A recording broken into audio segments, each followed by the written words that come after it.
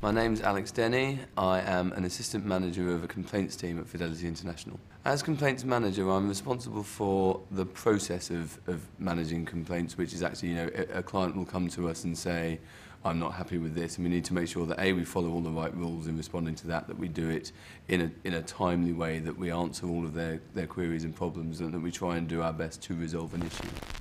Working in complaints, of course, you get unhappy people calling you, but it's one of those departments where you can get a thank you. If someone raises a complaint and you actually really deal with it, they've lost all hope, they think everything's gone totally wrong, this company's hopeless, and you really turn things around, and actually people will give you a genuine thank you. We'll take the time to write a letter saying, thank you so much for helping us out here. This is my stress ball for when things are getting a bit much in the day. Use it for playing a lot of cricket in the office. I shouldn't say that on film. We use these a lot. Throw them at the manager. It has stressful moments. There are times in complaints when you'll get people screaming down the phone at you and you think, God, this is stressful, and then you can play with the ball. I got into complaints sort of over a period of time. I came to work for Fidelity straight from university, and it was almost just kind of leave university and get a job. I moved around a bit internally. I've worked in a few departments. One day I got a phone call from the then manager of the complaints team, who said, we've got a job opening, we think that you'd be really good for it, why don't you come along? So I said, yeah, okay, I'll come over and interview for that, and sort of been here ever since, really.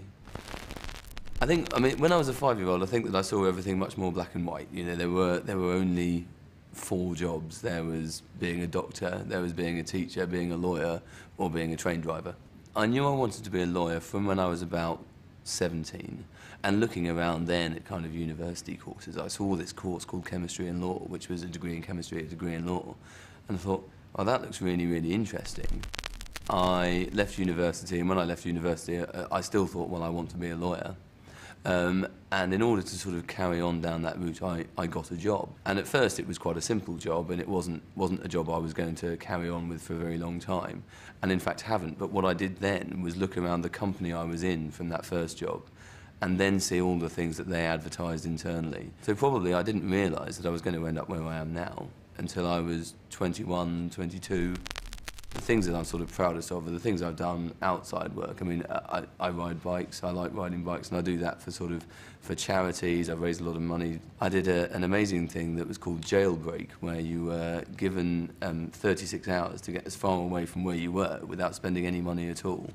And we started in Bristol at the Students' Union there, and 36 hours later I was sipping a beer in Brussels thinking, yeah, I've done pretty well there. I have to say we didn't win. The winners got to Arizona, so I don't know how they managed that, but we raised a lot of money and it was a lot of fun. Certainly when you're quite young, you almost sell your life to your job. You do very long hours. You don't have the time to go out with your friends, to meet your girlfriend, to do these things. And I thought, I'd like to do a job it's professional, it's kind of career-driven, there's a career path, but that I've got time to do the things I enjoy. And I look at myself in a few years' time and I think I'd like to be kind of, in a senior position within the company, but still have a life. Be willing to have a go.